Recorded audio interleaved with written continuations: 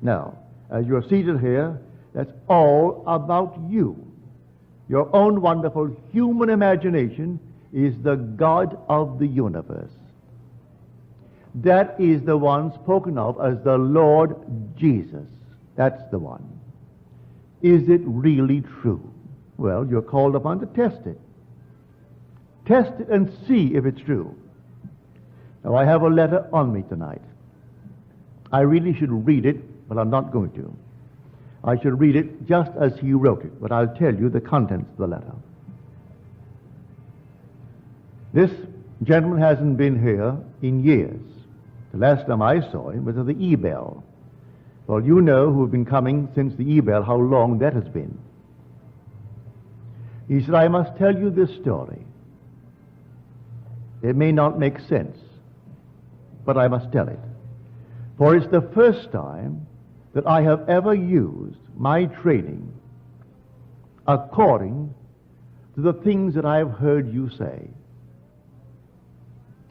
I am a psychologist, and I have wasted years trying to talk people out of their mental problems when I could easily have imagined them whole and happy.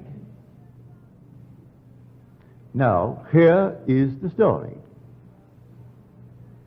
He said, a friend of mine, this lady, claimed that she was in many ways abnormal. She and her husband adopted a little baby girl, and something very strange went wrong with the child. The child was 4 years old and still could not speak, and the few words it muttered, it garbled so that it is simply not intelligible. But in the 4 years talking to her, there was progress. Then one day she said to me, I do not feel any longer that I am abnormal. So now I say to myself, I am not abnormal. He tried to explain to her that that's not quite the approach. And then he broke the thought and he told me this story. He said, for instance, in my own case,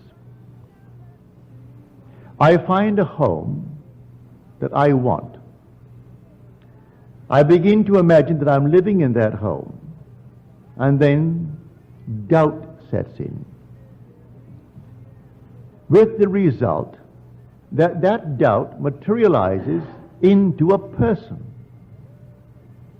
And that person has more money than I have, and he buys the home, leaving me out in the cold.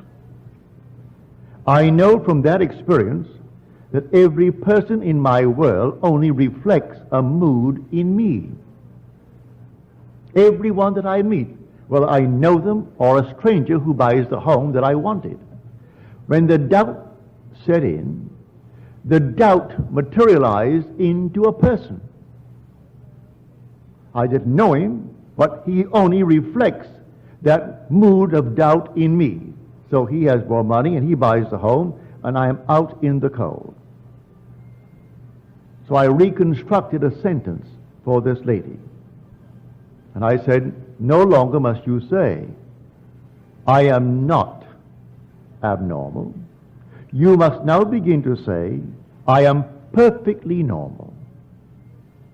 She said, I do not feel that. He said, I do not care whether you feel it or not. You must begin to persuade yourself that you are perfectly normal by repeating within yourself, I am perfectly normal. The day she began it, the child went into a coma. So profound was the sleep that it was difficult to rouse her. She could not be awakened. She asked me to examine the child. I said, no, take her to a medical clinic and have them examine the child. But as she began, from his suggestion, to assume I am perfectly normal, within 24 hours the child awoke. They made the test in the medical center and found her alert and bright. She was only the outpictured statement of that mother who adopted her. The mother began to feel, I am abnormal. So she adopts a little child, a little girl. And the girl for 4 years couldn't talk. And when she began, it was so garbled, it made no sense. She only bore witness to that strange, peculiar claim of the mother who adopted her. And when she changed the pattern of speech within her and said, I am perfectly normal, the child, by the medical clinic, found her not only alert, but perfectly healthy and returning to a normal state in this world. The whole vast world is yourself pushed out. All that you behold, though it appears without, it is within, in your own wonderful human imagination, of which this world of mortality is but a shadow.